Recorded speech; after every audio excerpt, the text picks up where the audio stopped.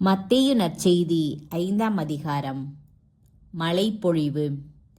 இயேசு மக்கள் கூட்டத்தைக் கண்டு மலை மீது ஏறி அமர அவருடைய சீடர் அவரருகே வந்தனர். அவர் திருவாய் மலர்ந்து கற்பித்தவை: பேறு பெற்றோர், ஏழையரின் உள்ளத்தோர் பேறு பெற்றோர், ஏனெனில் விண்ணரசு அவர்களுக்கு உரியது.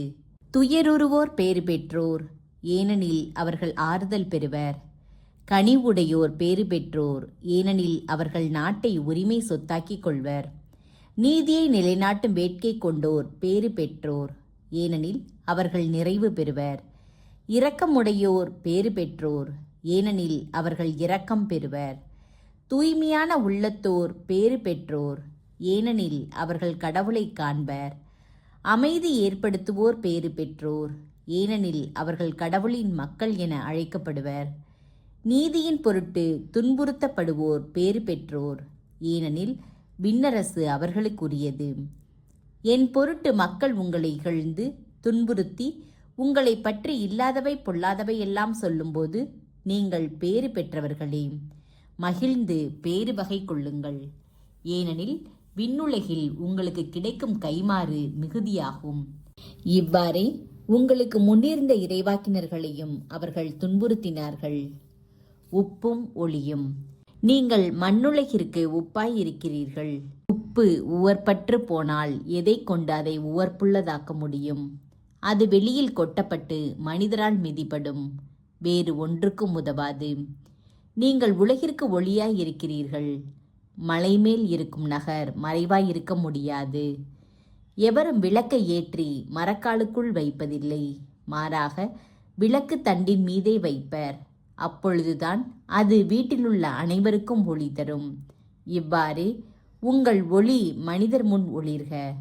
அப்பொழுது அவர்கள் உங்கள் நற்செயல்களைக் கண்டு உங்கள் விண்ணகத் தந்தையை போற்றி புகழ்வார்கள். திருச்சட்டம் நிறைவேறுதல். திருச்சட்டத்தையோ இறை வாக்குகளையோ நான் அழிக்க வந்தேன் என நீங்கள் எண்ண வேண்டாம். அவற்றை அழிப்பதற்கல்ல, நிறைவேற்றுவதற்கே வந்தேன். விண்ணும் மண்ணும் ஒழிந்து போகும் முன் திருச்சட்டம் யாவும் நிறைவேறும். அதன் ஒரு சிற்றெழுத்தோ ஒரு புள்ளியோ ஒழியாது என உறுதியாக உங்களுக்கு சொல்லுகிறேன்.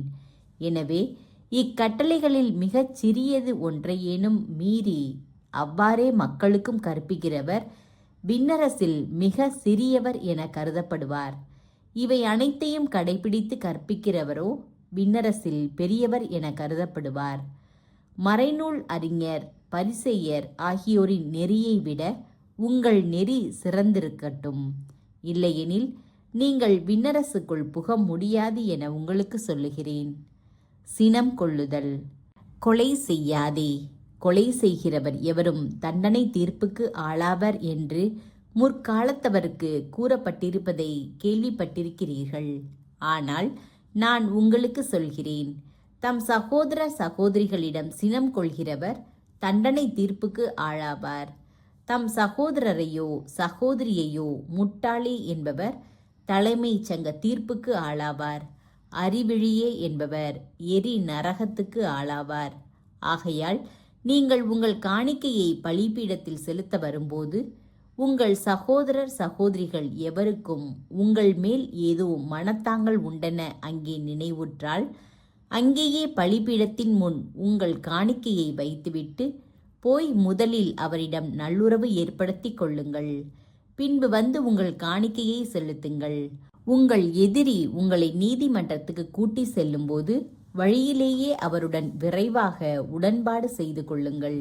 இல்லையேல் உங்கள் எதிரி நடுவரிடம் உங்களை ஒப்படைப்பார். நடுவர் காவலரிடம் ஒப்படைக்க நீங்கள் சிறையில் அடைக்கப்படுவீர்கள். கடைசி காசு வரை திருப்பி செலுத்தாமல் அங்கிருந்து வெளியேற மாட்டீர்கள் என உறுதியாக உங்களுக்கு சொல்லுகிறேன். விபசாரம். விபசாரம் செய்யாதே என கூறப்பட்டிருப்பதை கேள்விப்பட்டிருக்கிறீர்கள். ஆனால் நான் உங்களுக்கு சொல்கிறேன், ஒரு பெண்ணை இச்சையுடன் நோக்கும் எவரும் தம் உள்ளத்தால் ஏற்கனவே அப்பெண்ணோடு விபசாரம் செய்தாயிற்று. உங்கள் வலக்கண் உங்களை பாவத்தில் விழ செய்தால் அதை பிடுங்கி எறிந்து விடுங்கள். உங்கள் உடல் முழுவதும் நரகத்தில் எரியப்படுவதை விட உங்கள் உறுப்புகளில் ஒன்றை நீங்கள் இழப்பதே நல்லது. உங்கள் வழக்கை உங்களை பாவத்தில் விழ செய்தால் அதையும் உங்களிடமிருந்து வெட்டி எறிந்து விடுங்கள். உங்கள் உடல் முழுவதும் நரகத்திற்கு செல்வதை விட உங்கள் உறுப்புகளில் ஒன்றை நீங்கள் இழப்பதே நல்லது. தன் மனைவியை விலக்கி விடுகிறவன் எவனும் மணவிலக்கு சான்றிதழை கொடுக்கட்டும் என கூறப்பட்டிருக்கிறது. ஆனால் நான் உங்களுக்கு சொல்கிறேன், எவரும் தம் மனைவியை பரத்தமைக்காக அன்றி வேறு எந்த காரணத்திற்காகவும் விலக்கிவிடக்கூடாது. அப்படி செய்வோர் எவரும் அவரை விபசாரத்தில் ஈடுபட செய்கின்றனர். விலக்கப்பட்டோரை மணப்போரும் விபசாரம் செய்கின்றனர். ஆணையிடுதல். மேலும் பொய்யாணையிடாதீர். ஆணையிட்டு நேர்ந்து கொண்டதை ஆண்டவருக்கு செலுத்துவீர் என்று முற்காலத்தவருக்கு கூறப்பட்டிருப்பதை கேள்விப்பட்டிருக்கிறீர்கள். ஆனால் நான் உங்களுக்கு சொல்கிறேன், ஆணையிடவே வேண்டாம். விண்ணுலகின் மேலும் ஆணையிட வேண்டாம், ஏனெனில் அது கடவுளின் அரியணை. மண்ணுலகின் மேலும் வேண்டாம், ஏனெனில் அது அவரின் கால்மனை. எருசலேம் மேலும் வேண்டாம், ஏனெனில் அது பேரரசரின் நகரம். உங்கள் தலைமுடியின் மேலும் ஆணையிட வேண்டாம், ஏனெனில் உங்கள் தலைமுடி ஒன்றையேனும் வெள்ளையாக்கவோ கருப்பாக்கவோ உங்களால் இயலாது. ஆகவே நீங்கள் பேசும்போது ஆம் என்றால் ஆம் எனவும் இல்லை என்றால் இல்லை எனவும் சொல்லுங்கள். இதைவிட மிகுதியாக சொல்வது எதுவும் தீயோனிடமிருந்து வருகிறது. பழிவாங்குதல்.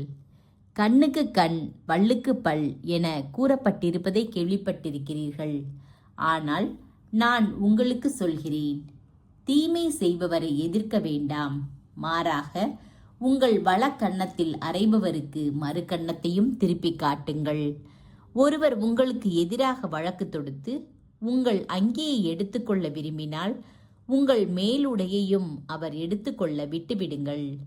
எவராவது உங்களை ஒரு கல் தொலை வர கட்டாயப்படுத்தினால் அவரோடு 2 கல் தொலை செல்லுங்கள். உங்களிடம் கேட்கிறவருக்கு கொடுங்கள், கடன் வாங்க விரும்புகிறவருக்கு முகம் கோணாதீர்கள். பகைவரிடம் அன்பாயிருத்தல். உனக்கு அடுத்திருப்பவரிடம் அன்பு கூர்வாயாக, பகைவரிடம் வெறுப்பு கொள்வாயாக என கூறியிருப்பதை கேட்டிருக்கிறீர்கள். ஆனால் நான் உங்களுக்கு சொல்கிறேன், உங்கள் பகைவரிடமும் அன்பு கூறுங்கள். உங்களை துன்புறுத்துவோருக்காக இறைவனிடம் வேண்டுங்கள். இப்படி செய்வதால் நீங்கள் உங்கள் விண்ணக தந்தையின் மக்கள் ஆவீர்கள். ஏனெனில் அவர் நல்லோர் மேலும் தீயோர் மேலும் தம் கதிரவனை உதித்தெழ செய்கிறார்.